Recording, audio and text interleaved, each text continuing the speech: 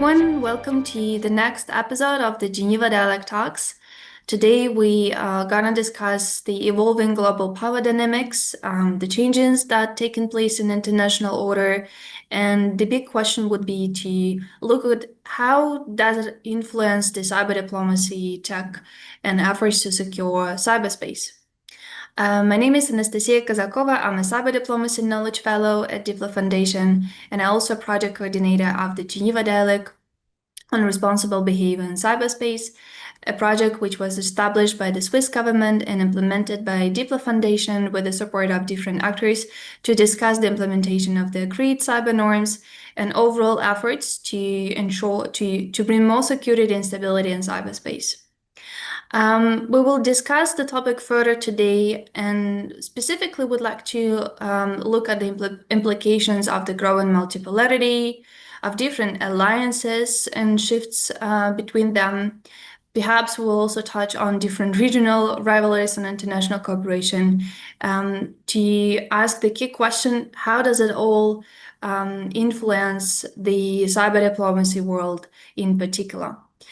And I'm really, really happy that we have today to unpack this very complicated topic, very difficult subject, I would say. A legendary expert in cyber diplomacy and diplomacy and beyond, Ambassador Ashok Mukherjee, India's former ambassador to the United Nations in New York, who also in particular chaired India's National Multi-Stakeholder Group on Recommended Cyber Norms in India in 2018. Ashok, welcome, and thank you so much for joining us to discuss this very complicated subject. Well, thank you, Anastasia. I am happy to be a participant in this dialogue because I found over the last 10 to 12 years that it's only by increasing the spread of knowledge and by understanding issues that are raised on regarding cyberspace that we can actually make some progress forward. And therefore, I think it's an appropriate time to schedule this discussion. And I look forward to being able to interact with you on how this subject appears from a geopolitical perspective.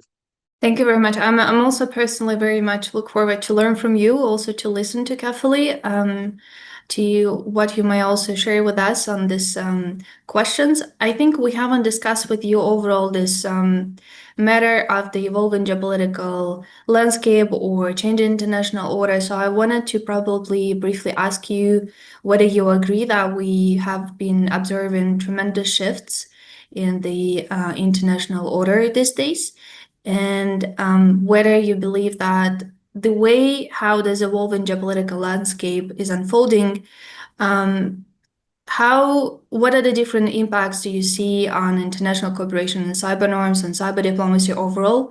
What different probably processes or developments you would identify here? I think that when participating in discussions on cybersecurity and cyber norms, one thing that is evident today is that there's a greater degree of confrontation between representatives of states.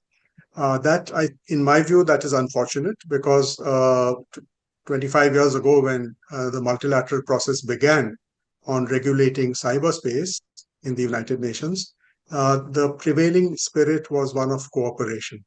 And there was a very important dimension in the first decisions taken by the United Nations General Assembly, which stressed the need to keep the human dimension of these new technologies foremost in our discussions and in our outcomes. Today, I think the weaponization of these technologies dominates over the human dimension. And I think that is a very big challenge for those who are engaged in discussions and negotiations on cybersecurity. Part of the problem is due to attempts to introduce a new Cold War into international relations. Now, we all know how the objectives of the UN Charter were derailed by the Cold War, which started 4 years after the Charter was signed in 1949. And if it would be unfortunate to go down that same road on cyber space negotiations and discussions, because this is a new domain.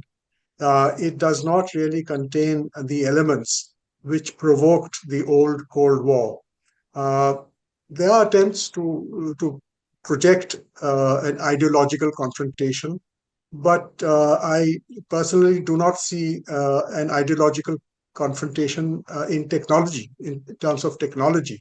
Mhm. The impact of technology on individuals and on states is fairly neutral and dependent on how it is used. But per se, the technology is not ideological. Therefore, the challenge of a new Cold War, I think, is misplaced. The second broad trend that I see is that the discussions and negotiations tend to get dominated by the technology powers.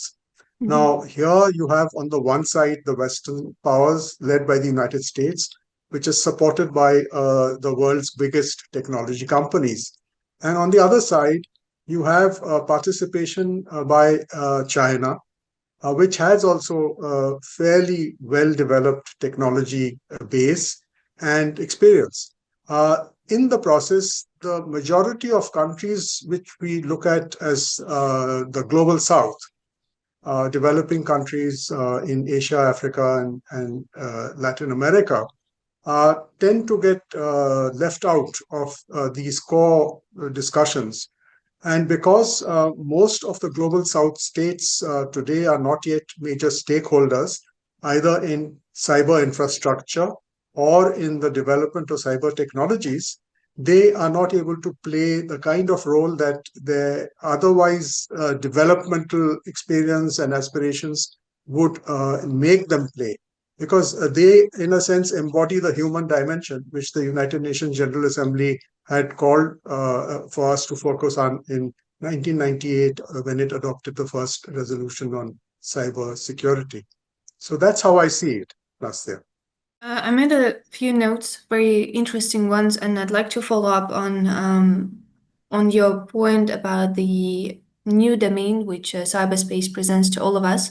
Definitely agree here with you, and agree about the ongoing processes of this sort of new Cold War 2.0. Is definitely the new stage and international order that we see. Um, However, the international order or the world, how it organized these days, is built on a construct, as you mentioned, of the early age from after the Second World War, the international law, the UN Charter, all of these results of the post-war time, and they still remain the fundamentals of the international order these days. However, with this shifts in the politics and also a growing influence of the cyber tech as a new domain in the intergovernmental relations and broadly in the multi-stakeholder relations. Do you see that the same construct is the same construct still applicable, relevant to today's world? I mean, the current international law, including the UN Charter, international humanitarian law, is this all enough to guide both behavior of state and non-state actors today? And I think here there are two or three things that I could mention in response.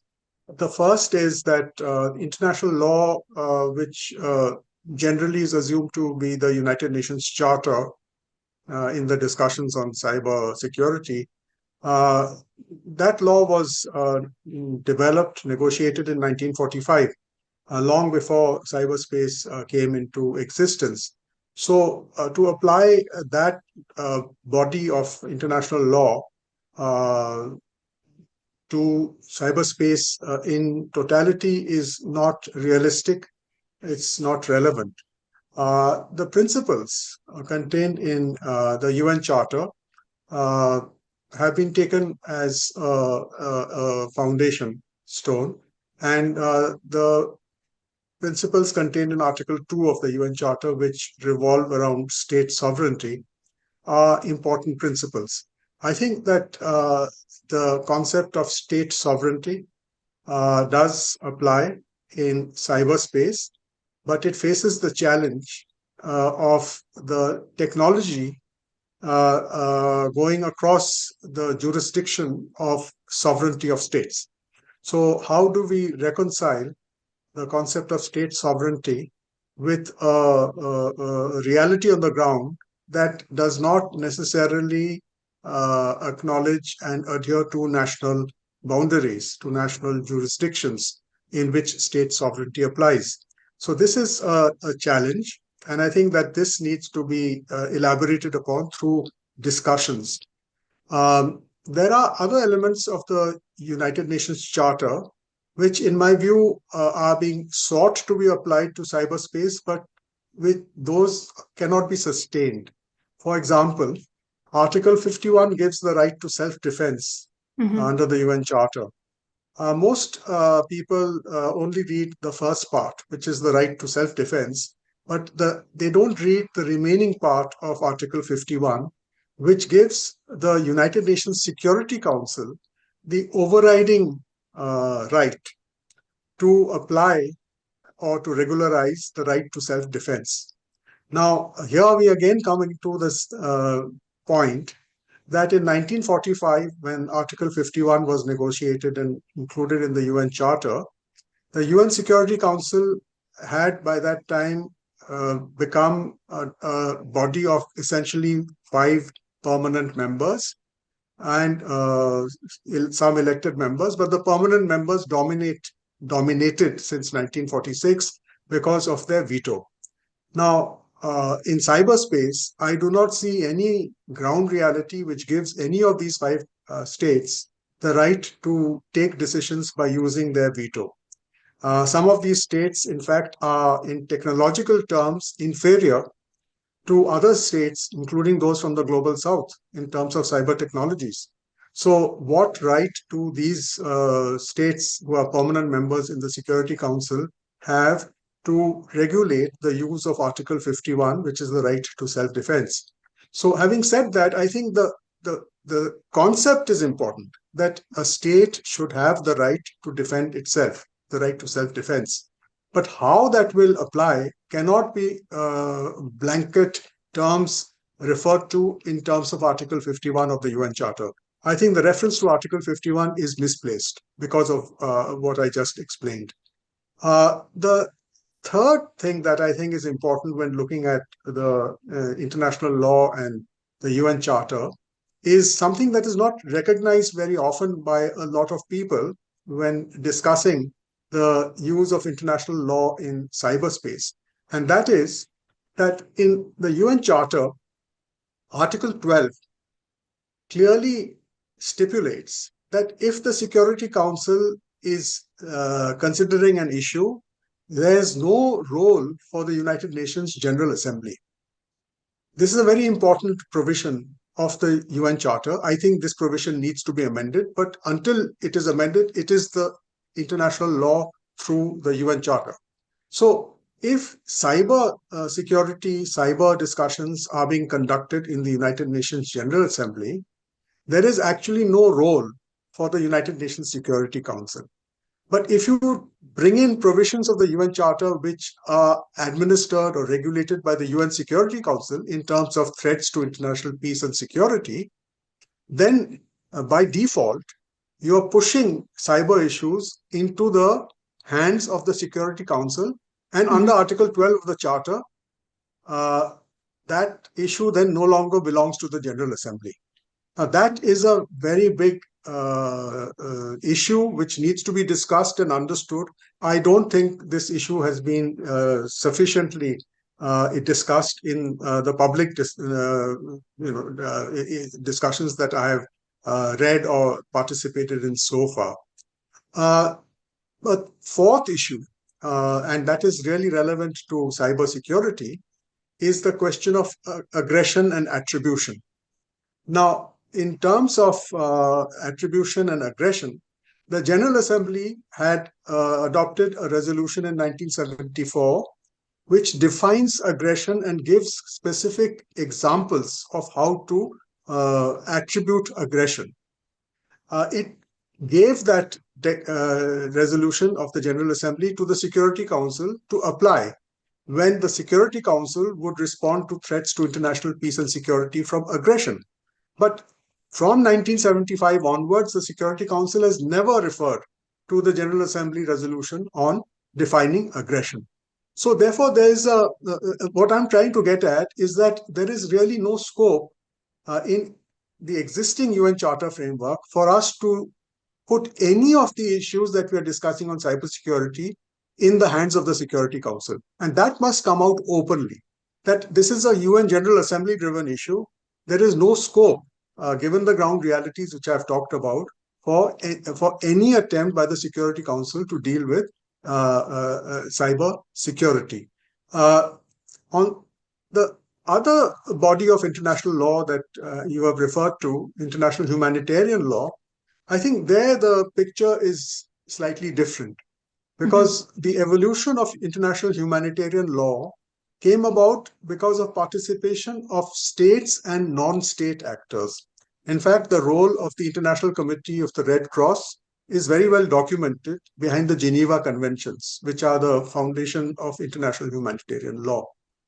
Now, in cyberspace, or in terms of applying international humanitarian law to cyberspace, we have to encourage the participation of non-state entities in formulating humanitarian law principles.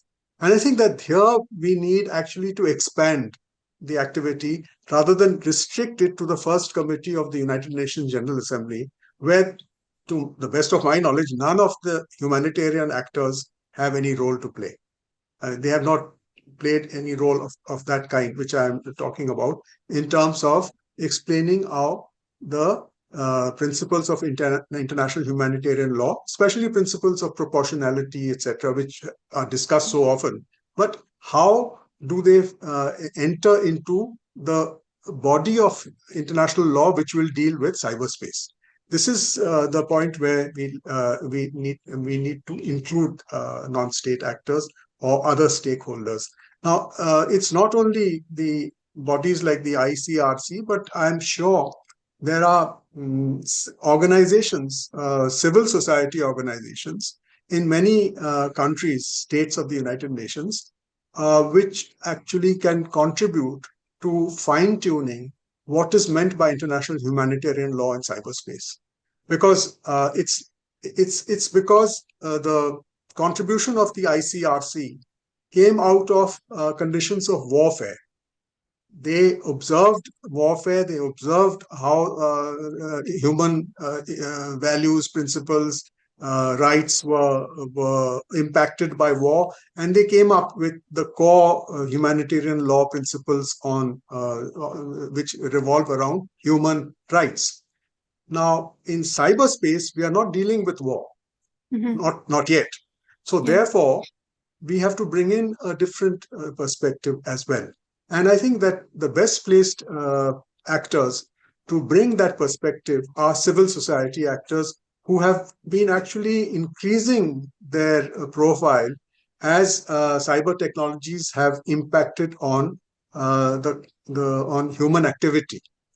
So it includes freedom of expression, it includes the right to privacy, the protection of personal data, these things, which are missing from the body of the laws of war and peace. So I think that we need to bring that into. Thank you. A lot of really good points that you highlighted, and one of them that also I agree with you on the second point that you highlighted. There's not much public debate about this institutional arrangements of the Security Council and how it actually clashes with the realities which cyberspace presents to international community. I agree with you. That was really, really insightful. About the non-state stakeholders, definitely just probably mention here that unfortunately we still don't see a widespread willingness of different UN member states to discuss openly the scope of non-state stakeholders' involvement into these discussions, and it's still one of the, I think, areas where a group of states have really different views, and it's one of those questions that might be actually preventing the states further agreeing on the future of the UN cyber dialogue. So I think there's still a consensus, probably. There is already a consensus that non-state stakeholders should be involved, but the question how they should be involved, whether they might share the view and have sort of a place at the common table, or it's a mainly discussions on how their behavior should be regulated, and what role they need to play from the state point of view. So I think that's obviously that we see different dynamics from different actors, but I agree that a number of the questions that we see, including also these theoretical war scenarios in cyberspace, which have been discussed 5 years ago and which already been unfolding in reality in the field, requires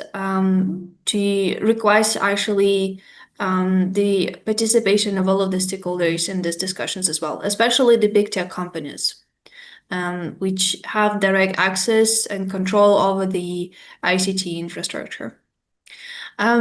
Before we go further discussing the institutional arrangements of the existing UN architecture, I wanted to zoom in into the notions of sovereignty that you also mentioned, due diligence and non-intervention, and maybe you also have some further thoughts. How do different interpretations of these aspects of these concepts, sovereignty, due diligence, and non-intervention, affect the consistent application of international law in the cyber domain? That's one of the difficult questions for a number of the international law academics, for states. Not all states have come up with the clear position on how they see the application of the existing international law in cyber domain. So I wonder if you have any thoughts here as well. Yeah, I think it's an important point to look at the principle of state sovereignty in cyberspace around realities. Now, right at the beginning of our discussion, I had pointed out that cyber technology is something that transcends national boundaries.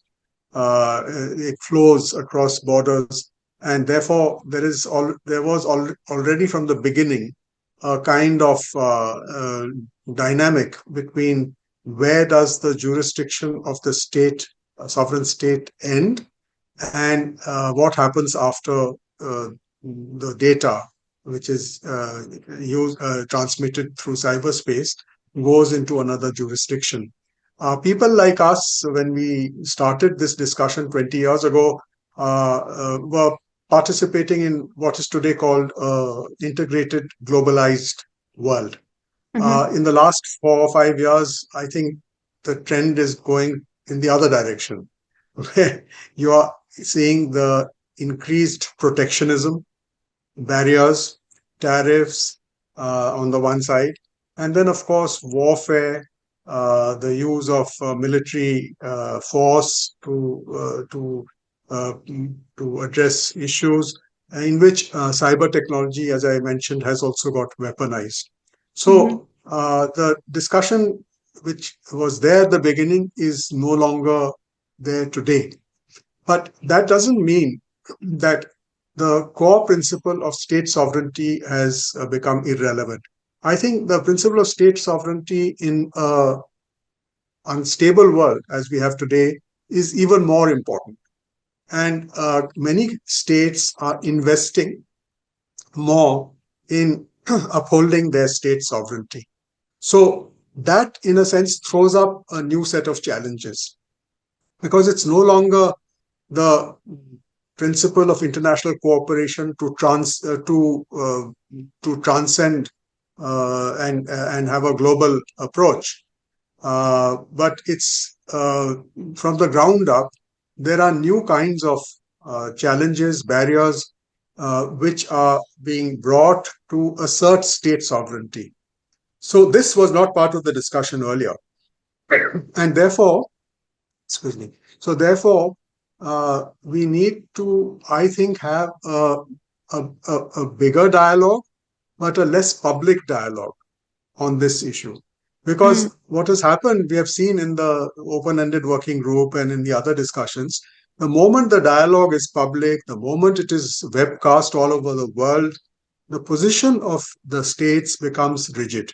yeah. And the position they adopt is the minimalist position. They are Mm-hmm. not going to reveal the flexibilities that they may have, the thoughts that they may have, and so on. So I think that we need a dialogue, but we need an informal dialogue, which is probably not a transparent dialogue.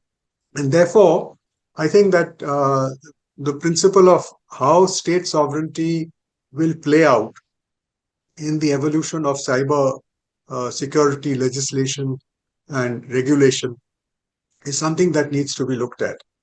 Uh, the second principle is of due diligence. And here I think, again, we need to recognize that earlier there was an element of trust, or people felt that if you, for example, wanted to engage in mutual legal assistance, then that assistance would be forthcoming from the international partner. Mm-hmm. When we did the GGE norms, this is what led to the GGE norm on cooperation between the CERTs. There's an expectation, an automatic expectation of cooperation between like minded institutions and like minded officials. I think today that is challenged. Yeah. That has been challenged by developments on the ground, and that's been challenged by the by the awareness that even if one state does not participate as an antagonist in any conflict, there are now, because of the global network, collateral implications, Yeah. what is called secondary sanctions, etc., etc. Now, people have become more aware that they cannot take voluntary international cooperation for granted.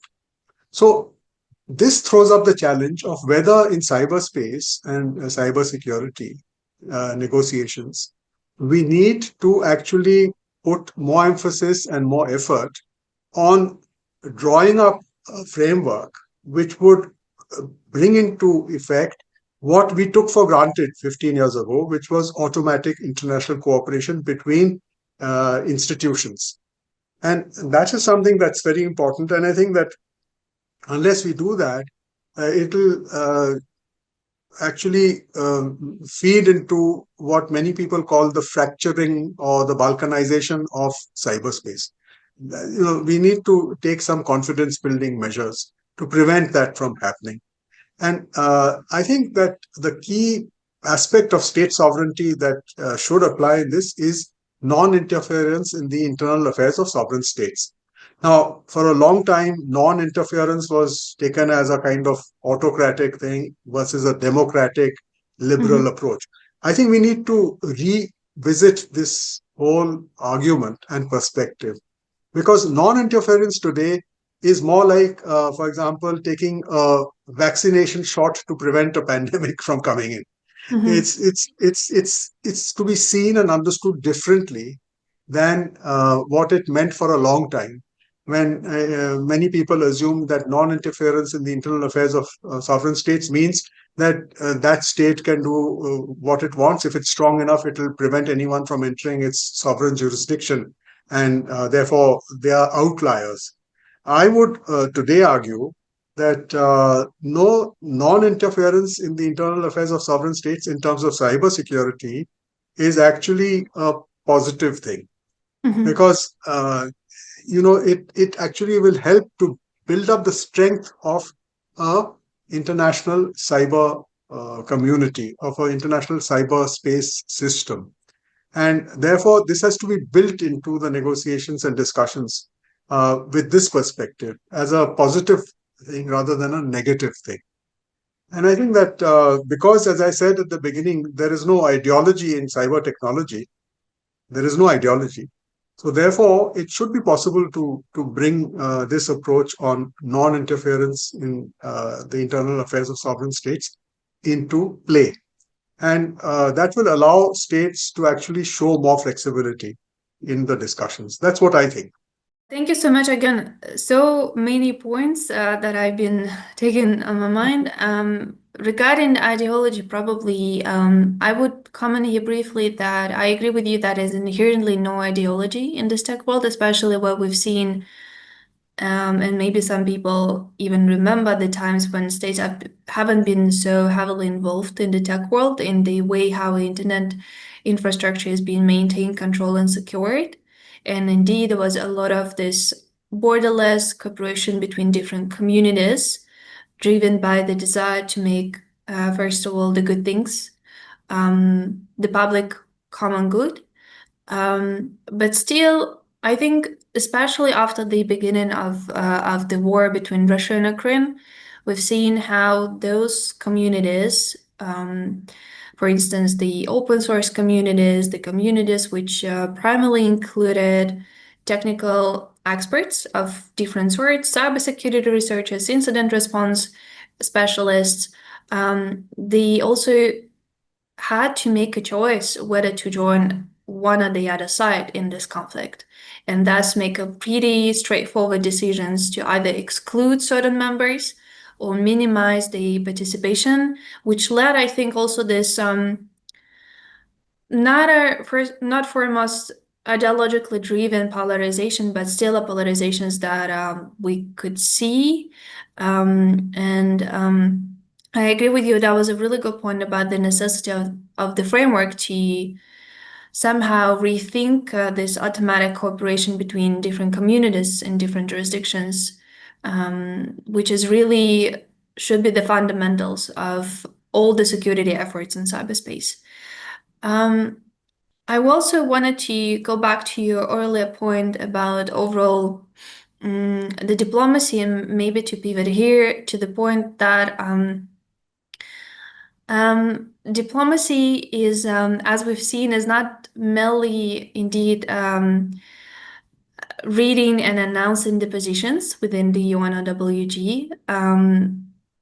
Diplomacy requires a lot of effort, a lot of discussions, which you rightly mentioned should not always be transparent and public and televised for the entire world, because it's actually requires from different actors. And now we can effectively speak about a number of the companies involved, big and small companies, civil society, a number of the different individual experts who involved in cyber diplomacy. And each of these actors has their own interests and agenda. But it's not just participating in the OWG meetings. It's much more nuanced and harder work to understand the positions of different actors of states, and also to find the way of how to make those positions closer to yours and somehow to find the common ground here. And I wonder, also building on your previous points about this collision between the existing institutional arrangements of the Security Council General Assembly and the actual practicalities of our world, where we see new power centers. My question would be, how do you see this all being unfolding? Will it lead to new developments in cyber diplomacy, overall diplomacy? Will it impact the way diplomacy is being organized and led? And do you see the role of new power centers, especially non-Western perspectives, playing bigger role in shaping this future legal or normative frameworks for cyberspace? That's a very interesting question. I think there are two areas in response to that question. The first is about the framework itself. Uh, you know, we began today's discussion with the UN Charter as an international framework of international law. I think it's important now, especially now, to also recognize that the UN Charter is a legal treaty. It is signed and ratified by states. That means there governments, their parliaments have adopted it. There is a certain importance, significance of a treaty. And I mention this because the GG norms, for example, are normative standards. They are not yet treaty provision.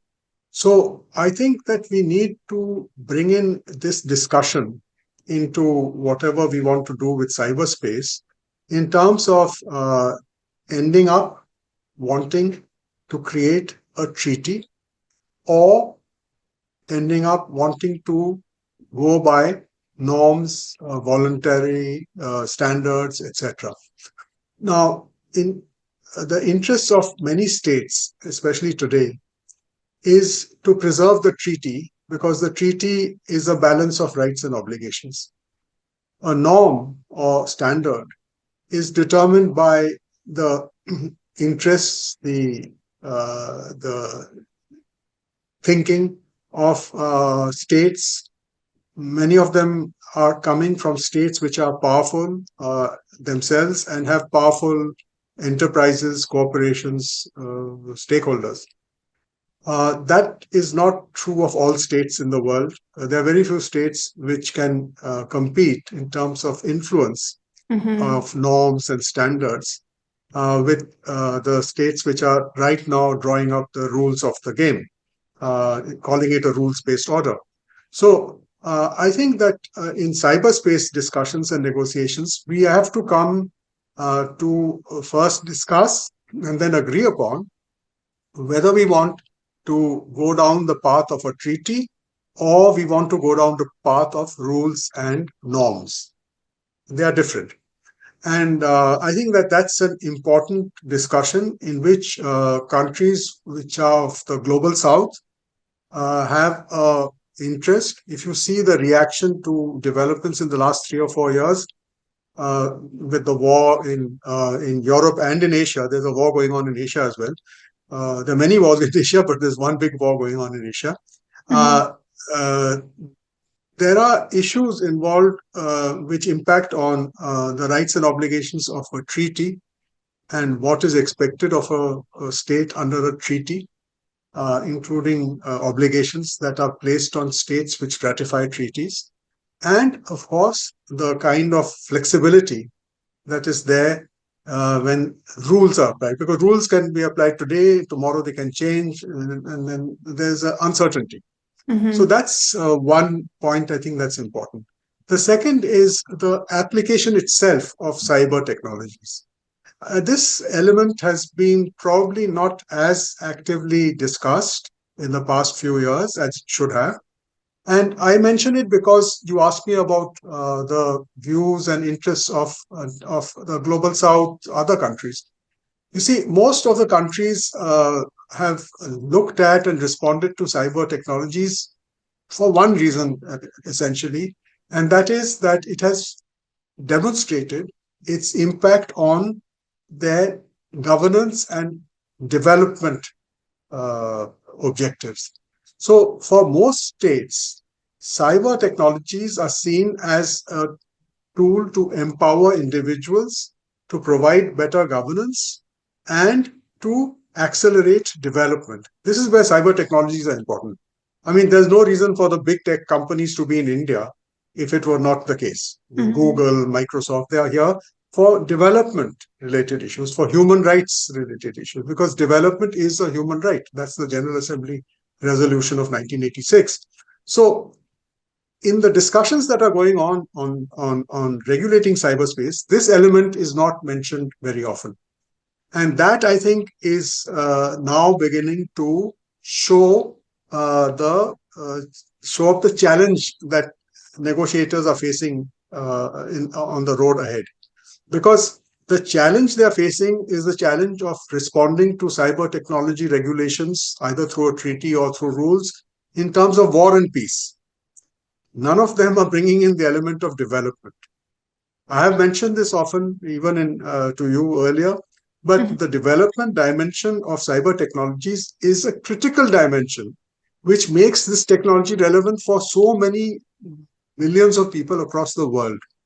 So this has to come into the discussion.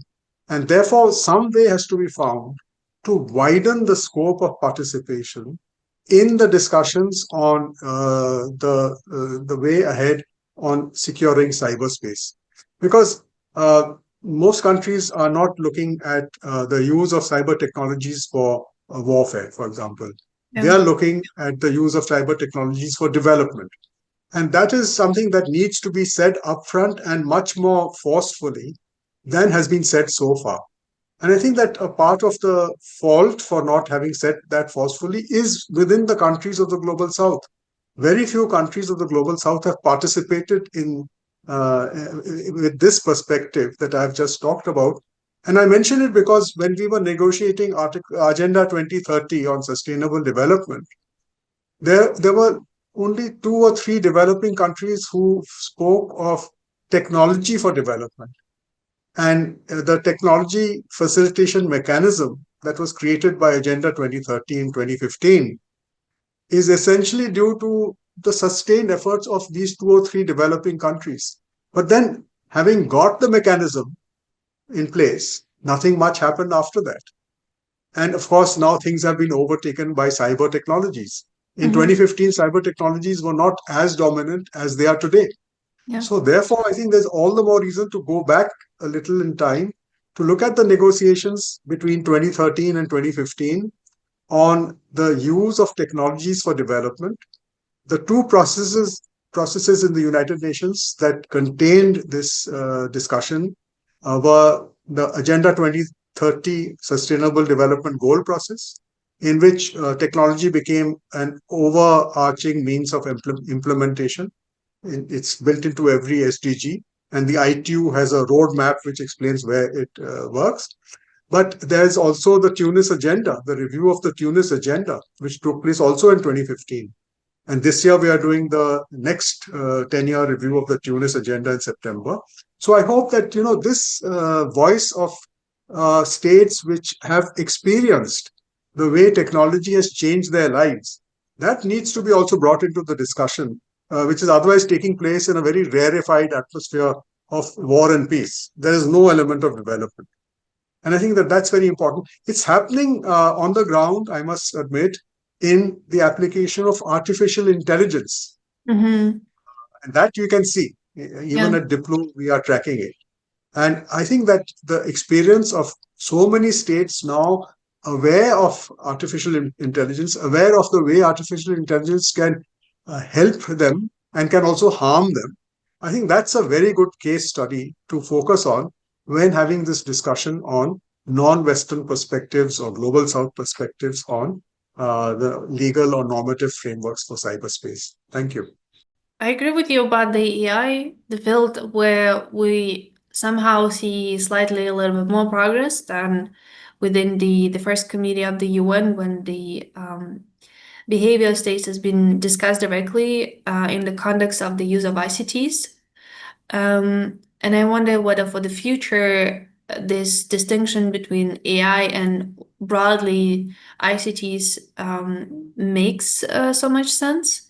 Probably this would be somehow merged, though I agree that the first committee process is highly politicized place, and it may hamper the discussions that already taken place on the AI, make those discussions much slower than it could be. Um, Going back to your point on this different paths, whether to go with the legal abiding treaty or to further discuss the implementation of the agreed norms, which have non-binding nature. I wonder if you have some thoughts on specifically narrow scope, the treaty for the critical infrastructure protection, which is essentially being somehow a key target for cyber operations that we see almost every day, either intentionally or is it just a collateral damage. Different types of critical infrastructure, ICT infrastructure, assets are affected either directly and damaged or just being affected as a result of the data breaches or the economic effects. And there've been some views that probably states while they cannot agree whether to proceed with the legally binding treaty, a comprehensive one or not, maybe there could be a path to look at a narrow topic on the critical infrastructure protection treaty. I wonder what you think about this, whether it is feasible, again, given the limitations of today's world and for diplomacy, this war and peace narrative globally. But still, whether you think that it might be also a practical way for global South countries to be more involved and come up with the practical proposals, also in the light of how they could secure their critical infrastructure, given that so many essential providers and services coming from overseas. I think that this is an important issue. Uh, we can look at it in two or three different ways. But before I say anything on that, I would also like to add something in relation to something that you asked earlier. You see, when I talked about the technologies being neutral, the best example I saw was actually during the Ukraine war. If you remember, right in the first few weeks of the Ukraine war, there was a demand made to ICANN Yes. to remove the domain name of .ru. And ICANN's response was something that resonated in a lot of countries across the world. They said that they were a technical body and they did not want to politicize or weaponize the domain names. And that is on record. There's a letter of ICANN which is all over the internet. Now, this is something that I think we need to build upon because the issues that you just mentioned are linked to the increasing weaponization of cyber technologies. And that's why there are breaches, there are attacks, there are apprehensions, etc. If both the infrastructure as well as the content, and here we are talking of financial flows, of economic flows, of development development activities which are conducted using these technologies. If these activities are not weaponized, then the threat perception will automatically will recede.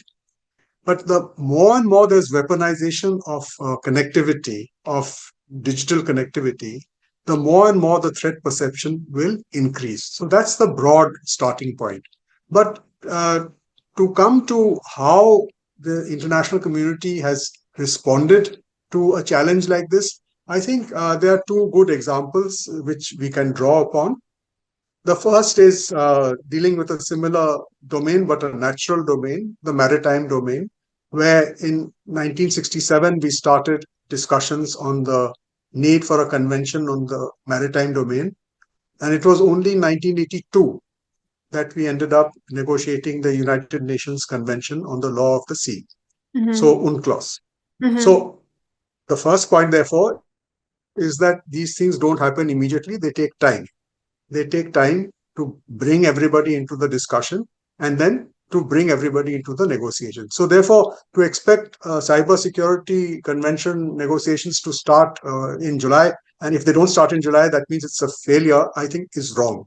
We need to disabuse people who have expectations of instant conventions. There is no such thing as an instant convention.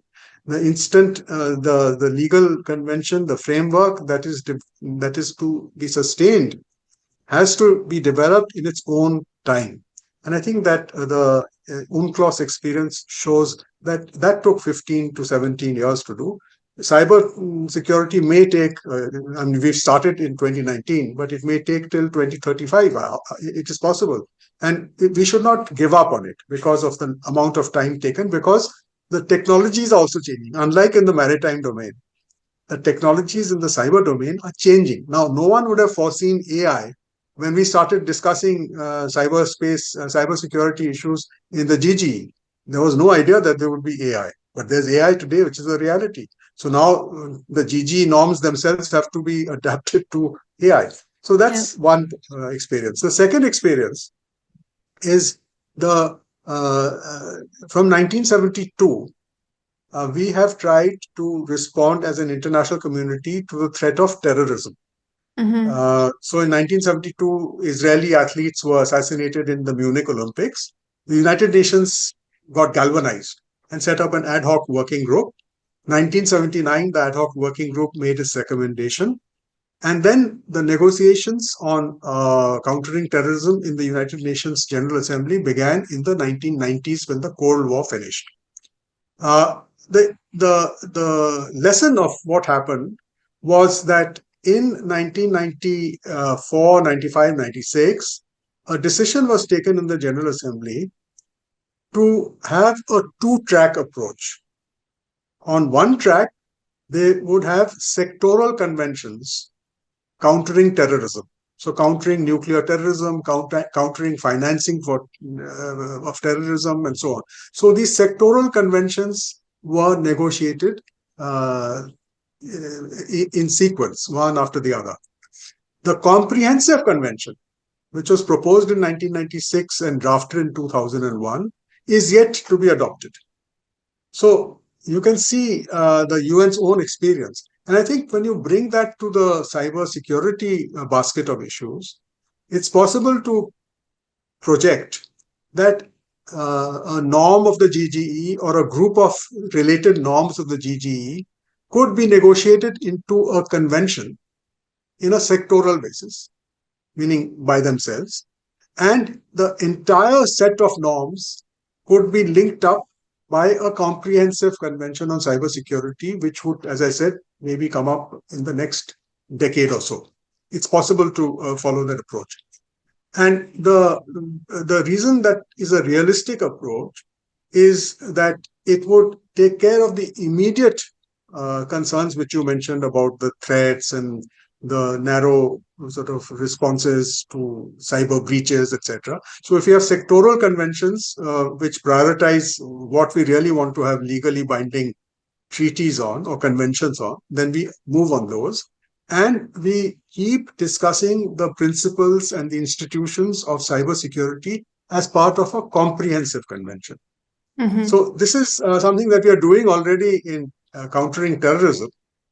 Until the Security Council took away this topic from the General Assembly and left us high and dry. And we should do it in cybersecurity. Because after all, the impact of both terrorism and cyber breaches is on humanity. So it's the human being which is the focus. So I think that that's why the General Assembly could do well to look at this approach.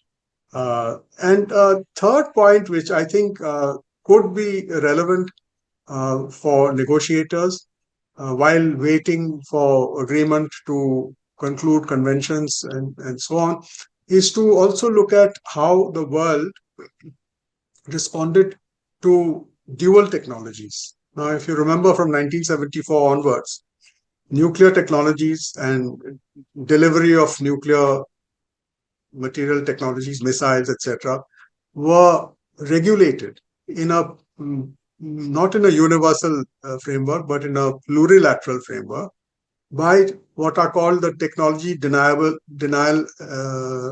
regimes, or the dual-use technology regimes. The Nuclear Suppliers Group, the Australia Group, the Wassenaar Group, the Missile Technology Control Regime. These are the examples. Now, these have today become broader and wider as the world, I mean, they were becoming broader and wider until the current churn has come into international relations. But these were being mainstreamed. Now, a similar approach could be adopted if negotiators agree on a dual use of cyber technology regime. I mean, that is something that is very, very limited in scope, but it's something that I think the first committee of the General Assembly could actually do. I know that the European Union is pretty advanced in setting up some of the rules for dual-use technology in the way how it's been transferred to other countries or brought from the other countries on the EU market. There's been some debate as well whether essentially vulnerabilities should be also part of this overall framework. Vulnerabilities and vulnerability information, which might be essential in incident response, not as something in malicious terms.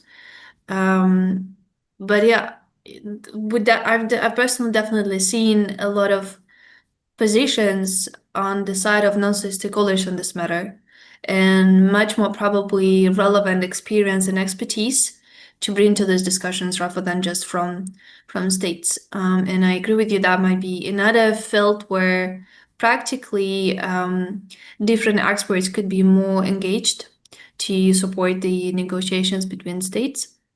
But I would not be surprised to see this also be heavily politicized, because a clash between military, security, and civilian and policy worlds exists.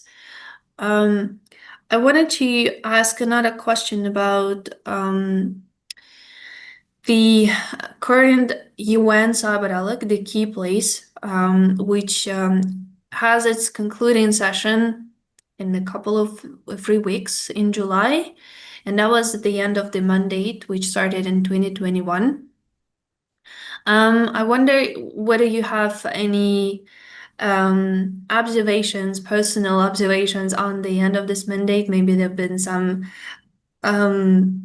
developments and outcomes that surprised you, or on the other hand, you expected a bit more from the UN Cyber Dialogue, from the UN OWG, and how do you feel the end of the current OWG could influence the future of multilateral cyber negotiations? Whether you see any credible alternatives on the horizon, if, for instance, states will not be able to agree on the continuation of the permanent mechanism, because we see a lot of fight actually taking place, especially on this issue, how the future process should look like.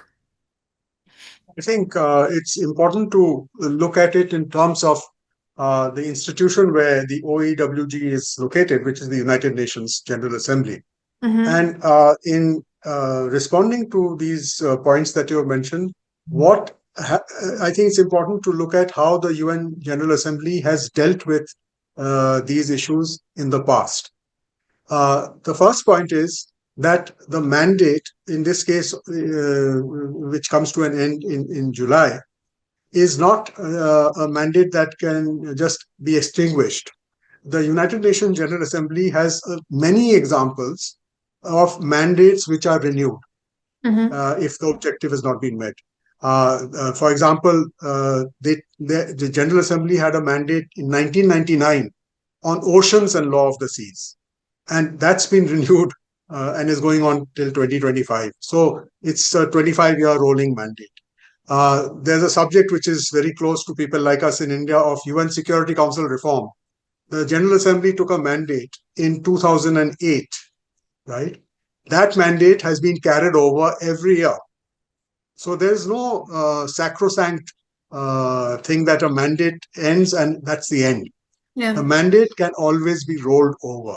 And therefore, people interested in securing cyberspace, no matter their politics, if they're interested in securing cyberspace, they have to agree on one thing, that it can only be done through international cooperation, not by one country or a group of countries.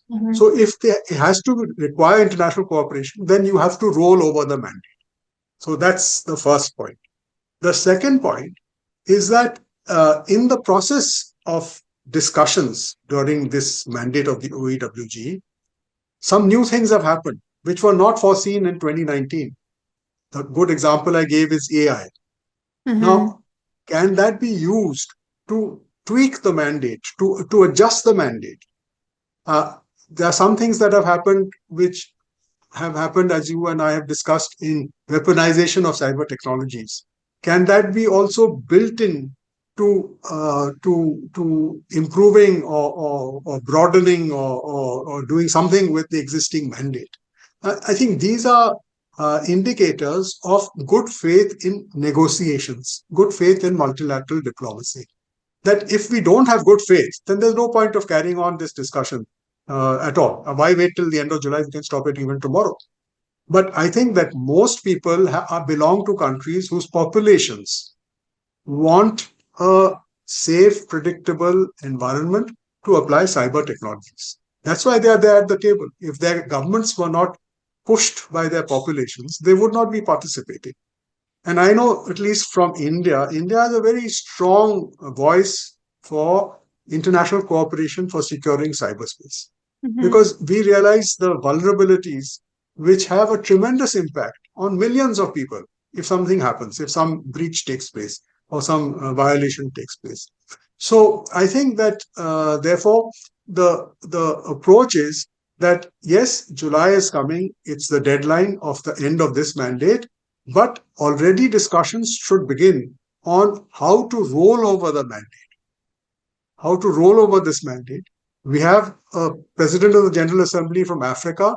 I think the negotiators must meet with the president of the General Assembly and persuade him before he hands over his office in September to roll over the mandate and have another mandate during which they will continue to discuss and fight over how to negotiate. But to drop the entire ball, I think, is a very irresponsible thing to do, given the expectations of the international community from this open-ended working group. And given the fact that the other open-ended working group, which also had a similar set of constraints, did end up by a unanimous General Assembly resolution adopting the UN Convention on Cybercrime. So if one has already done something, why are you all trying to undermine the other? I think that is the issue. Now, when discussing these points, it's important to also recognize something that people like me have written about and spoken about, which is that bringing the permanent five into these discussions has been the biggest mistake of the United Nations since 2004. There was no requirement in the General Assembly resolution asking the Secretary General to nominate governmental group of experts to have experts from the five permanent members. In 2004, the five permanent members were not technologically as advanced in some areas of cyber technology as they are today.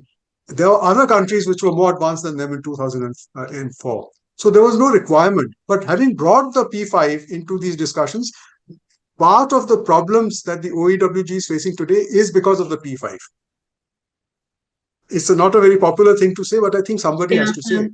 Thank you so much for overall sharing really unscripted and probably not that popular opinions. I think this is what we see less and less in this highly polarized, filtered discussions taking place publicly and transparently, but still it quite become often just to hear what different people are expected to say because challenging the existing processes just for the sake of a discussion or stimulating discussion might be not welcome always. And I think that's unfortunate consequence of the overall maybe world and its impact on also diplomatic world, at least which we can see publicly and officially. But yeah, thank you so much for sharing that unpopular view.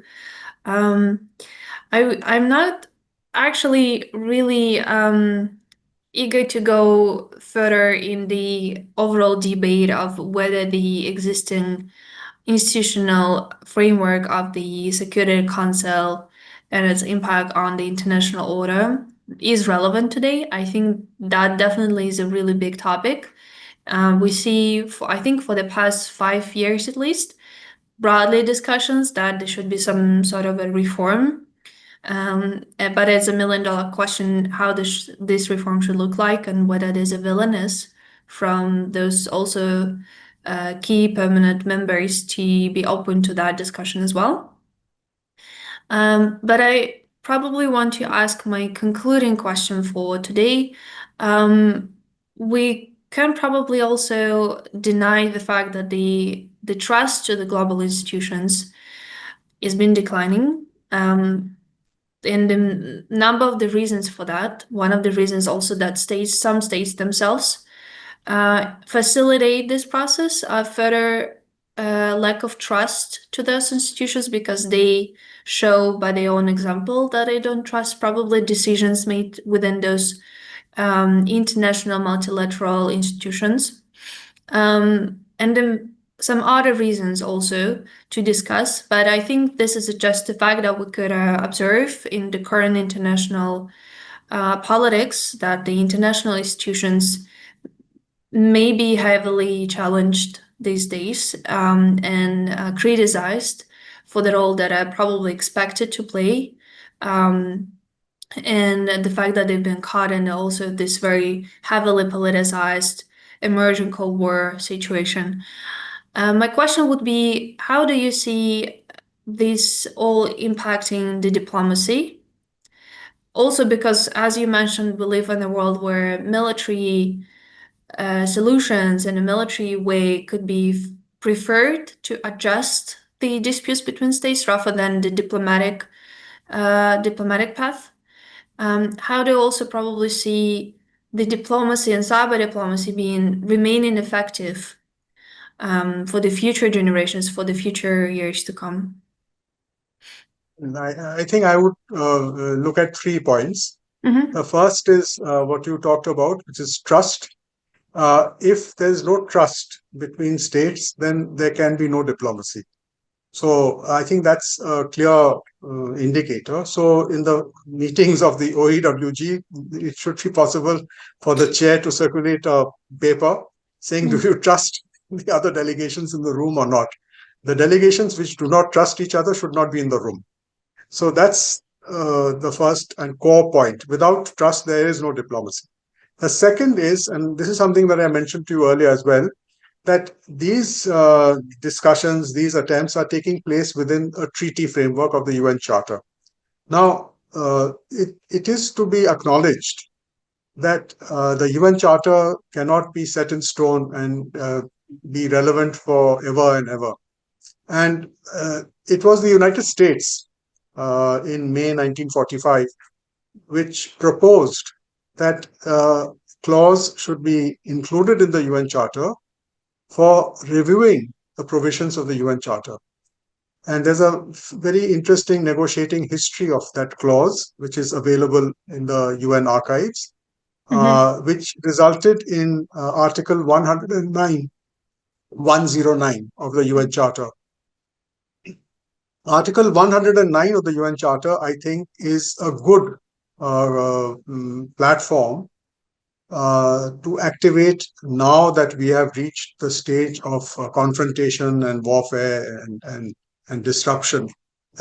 It calls for a general conference without any outcomes, a general conference of all the United Nations member states. And they are to review not only how the provisions of the Charter of 1945 have worked, but also have the flexibility to introduce new provisions into the UN Charter to make it reflect the ground realities. I think for negotiations on cyber issues, this is an opportunity. It is already inside the treaty. It is not a new demand. It is already inside the treaty. It has to be activated by a simple majority vote of the General Assembly, which means 97 countries out of 193, and a vote of any 7 members of the Security Council, 15 members. There is no veto in the Security Council vote. So it's a very simple provision. It exists. It's a treaty obligation because it's a ratified treaty provision. So it's not something that is coming in the year 2025 from people like me. It was agreed to in 1945. So I think that this is the way forward, that call for people to congregate in a general conference during the 80th anniversary year of the United Nations, which begins in September this year, and let the general conference show how much trust there will be between the states and the participants. And I mention participants because in 1945, there was no scope for structured participation of non-state groups. There was a commission of jurists which gave their views on the provisions of the Charter. But in 2015, we were able to bring multiple stakeholders when we discussed and negotiated Agenda 2030 with its SDGs. There were governments, there were businesses, there were academics, civil society, youth, all of them. I think that the multiple stakeholder approach, therefore, is something that is being inbuilt into the cyber area of the United Nations from the Tunis agenda onwards. It is Tunis agenda operates on a multiple stakeholder basis. The Internet Governance Forum is a multi-stakeholder body. So, for discussions on cyber issues, it should be possible for a general conference of the United Nations to have uh, uh, uh, cyber discussions among multiple stakeholders to chart the way forward. And then the next stage of Article 109 is to proceed to negotiate any amendments to the Charter. That's where the states will come in. But the states can only play a role after the General Conference has its first meetings. And those meetings can go on for a year. I mean, it's not that there's something that it has to finish in 2 weeks. So this is where we are. But I think this is the solution. And it's within the treaty. And I might say that's a pretty simple and beautiful solution. I wasn't aware of that as just a simple majority of vote can actually decide on the outcome of this general conference. It's not that someone has a veto over the decision made. Have there Yeah. been precedents since the adoption of this 101 article? 109, no. The United States proposed it, and in the general conference was to take place in 1955. From the archives, I know that the United States Secretary of State, John Foster Dulles, he was in favor of having the general conference. But then the Cold War and the armed confrontation between NATO and the Warsaw Pact came in the way. And therefore, the conference was never held. Now, there are some people who say the conference was held. That's wrong. That's factually wrong. The conference was never held. And therefore, it is time, 80 years after the treaty was ratified, to hold the conference. Now, when the conference has to take a decision, the decision has to be taken by 2/3 of the majority of the participating delegations. That's in the provision also.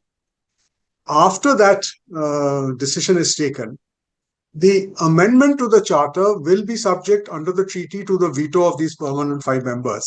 But in that, I only give you one example. The last time the charter was amended was in 1963 December. And these permanent 5 members did not agree to amend the charter. In the General Assembly, they voted against it or they abstained. But when it went for ratification, then each of the 5 permanent members ratified the amendment to the charter. And that's how both the Economic and Social Council and the Security Council were amended and expanded. So the precedent is that the veto of the permanent members does not actually prevent the amendment from taking place. But there are enough people who will say that you don't know the permanent members, they will not agree. That is a challenge for diplomacy. But I say that indeed it's not absolute. It's not absolute power of this permanent 5 members. Interesting. That's why I think the conversation with you, highly intellectual conversation. Thank you so much for that. Really helps to get more nuances and knowledge. I think because one of the challenges today as well, there's emergent different bubbles of the information and conversations which you are part of, and you can decide for yourself what kind of the news and the bubble you favor to be in, and therefore you may not be that open for the different alternative views and discussions. And the less information sometimes you have, so many probably false conclusions can be made as a result of this sort of the growing stigma. But I understand the humans and myself as well, because keeping up with so many different news and conversations is more and more challenging. Also because we have today the artificial intelligence is a really helpful part of our life, when merely everything on your day, every discussion can be quickly summarized and solved with the just effects done in few seconds. And for that, I'm really grateful for this conversation. It's extremely valuable, and thank you for challenging my brain. I've been thinking quite a lot while listening to you, and I hope that all our viewers and listeners also would enjoy the discussions, you definitely leave us with many different points to think further, to hopefully discuss among different further networks. Thank you so much, Ashok, and wish you the good rest of the day. Thank you, Nastya. It was a good conversation. I also began to think while responding to your questions. So it's always a pleasure to be in these kinds of conversations. The more we know, the more we realize that things are in our hands and we have Yeah. to take the decision to do something. Yeah. Thank you. Thank you so much.